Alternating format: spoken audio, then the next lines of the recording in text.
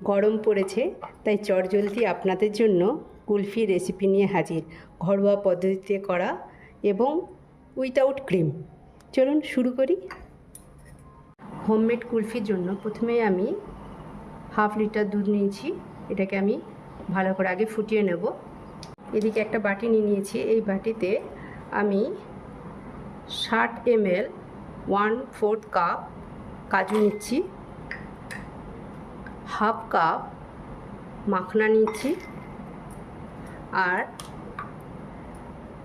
1 table চামচ চালের গুঁড়ো নিয়েছি। আপনারা চালের গুঁড়ো যদি না থাকেন যে কোনো চালও নিতে পারেন। এতে আমি সবগুলো এতে দিয়ে দিলাম।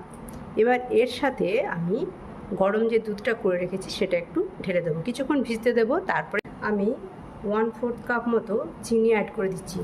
একই সাথে এটাও আমি মিক্সিতে পেস্ট করে নেবো। চিনিটা আপনার যে যার পছন্দ মতো নিতে পারেন। কেউ যদি মিষ্টি খেতে বেশি ভালোবাসেন আর একটু দিতে পারেন। এই গরম দুধে কিছুক্ষণ এটা ভিজিয়ে রাখতে হবে।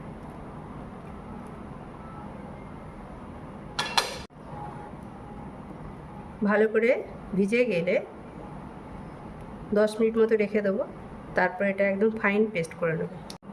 অনেকক্ষণ ভিজে গেছে, আমি এবার এটাকে পেস্ট করে নেব। এর সাথে যে পেস্টটা বানিয়েছি এটা এর সাথে অ্যাড করে দেবো।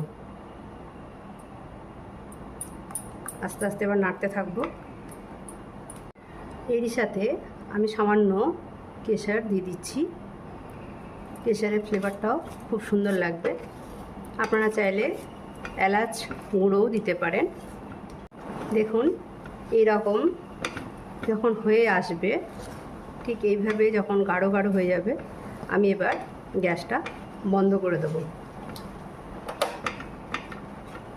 নাড়তে থাকি আস্তে আস্তে। গ্যাসের যা এখন ক্রাইসিস চলছে, খুব কম গ্যাস খরচাতে এটা কিন্তু হয়ে যায়। আমি জাস্ট দুধটা গরম করেছি। দুধ কিন্তু আমি মেরে মেরে বেশি কমাইনি।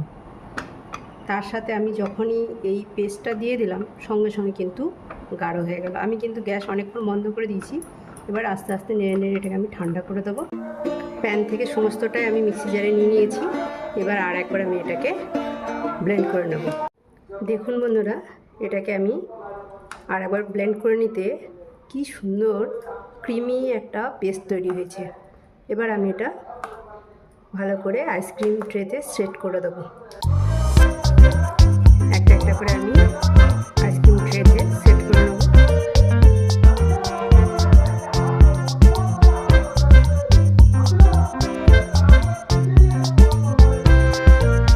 গরমে দারুণ খেতে লাগে এই কুলফিটা।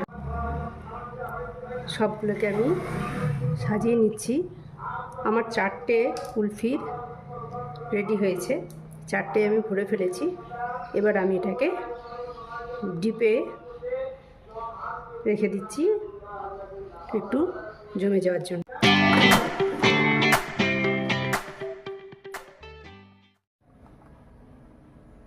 দেখুন কত সুন্দর আমার কুলফি রেডি। এতে সামান্য একটু আমি বাদাম ছড়িয়ে। কুলফি রেসিপিটা অবশ্যই ঘরে ট্রাই করবেন এবং কেমন লাগলো আপনারা অবশ্যই সেটা জানাবেন। ধন্যবাদ।